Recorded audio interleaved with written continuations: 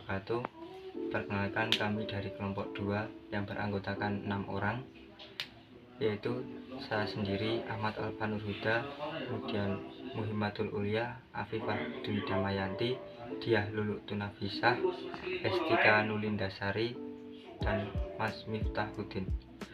Kemudian izinkan kami untuk mempresentasikan tentang kode etik profesi, tujuan kode etik, dan perbedaan antara kode etik dan hukum profesi. Untuk selanjutnya, pengertian kode etik yang akan dipaparkan oleh teman saya, yaitu Mas Miftahudin. Assalamualaikum warahmatullahi wabarakatuh. Saya Miftahudin dari kelompok 4 ingin membacakan sedikit tentang materi kode etik. Kode etik adalah norma-norma yang harus diindahkan oleh setiap profesi di dalam melaksanakan tugas profesinya dan di dalam hidupnya di masyarakat. Profesi adalah moral community atau masyarakat moral yang memiliki cita-cita dan nilai bersama. Mereka yang membentuk suatu profesi karena disatukan oleh latar belakang pendidikan yang sama dan memiliki keahlian yang sama. Kode etik menunjukkan arah moral bagi suatu profesi dan menjamin mutu moral profesi di mata masyarakat. Kode etik yang sudah ada sewaktu-waktu akan dinilai kembali jika perlu memungkinkan direvisi karena adanya perubahan lingkungan dan kemajuan profesi tersebut. Cukup sekian dari saya. Terima kasih. Selanjutnya, pengertian kode etik profesi. Kode yaitu tanda-tanda atau simbol-simbol yang berupa kata-kata, tulisan, atau benda yang disepakati untuk maksud-maksud tertentu.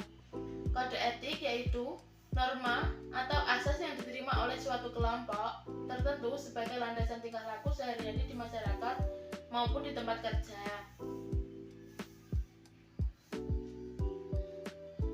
Kode etik profesi yaitu pedoman sikap, tingkah laku, dan perbuatan dalam melaksanakan tugas dan dalam kehidupan sehari-hari.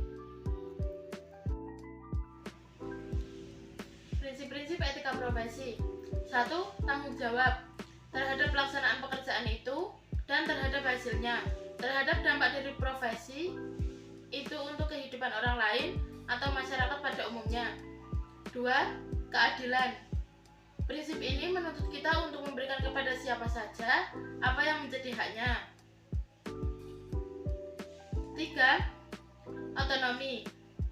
Prinsip ini menuntut agar setiap kaum profesional memiliki dan memberi kebebasan dalam menjalankan profesinya.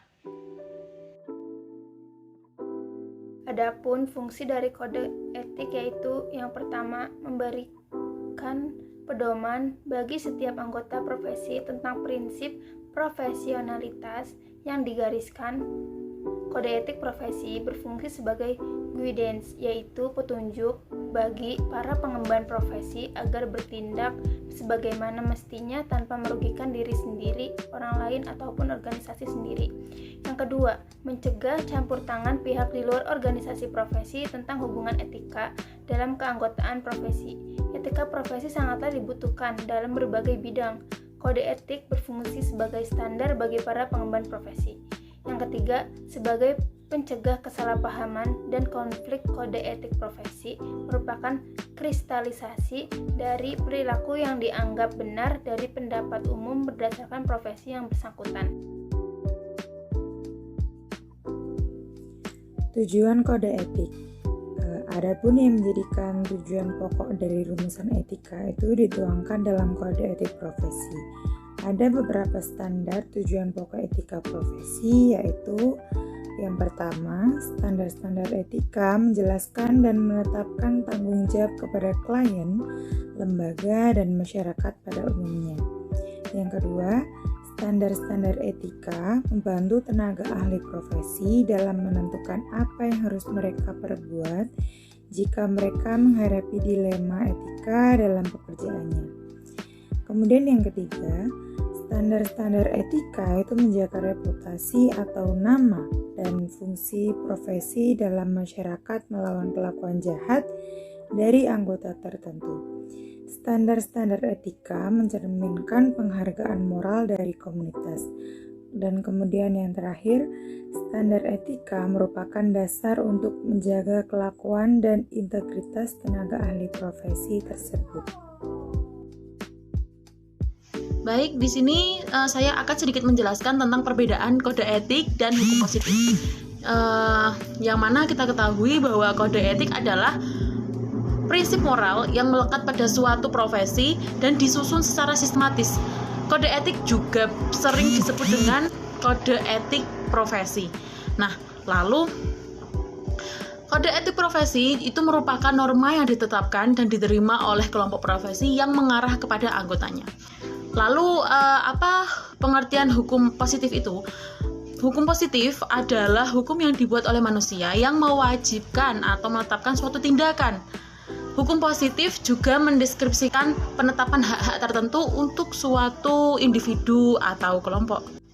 Lalu untuk kode etik itu berbentuk tertulis karena hal tersebut berkenaan dengan suatu profesi. Kode etik juga merupakan bagian dari hukum positif yang tertulis tetapi tidak memiliki sanksi yang keras.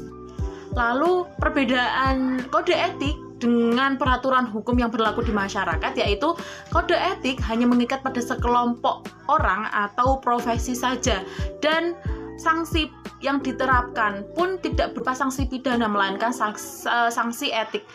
Lalu untuk peraturan hukum positif di sini bersifat memaksa karena tujuannya itu untuk menciptakan ketertiban dalam sosialisasi antar manusia, yang mana orang yang melanggar akan mendapatkan hukuman tertentu.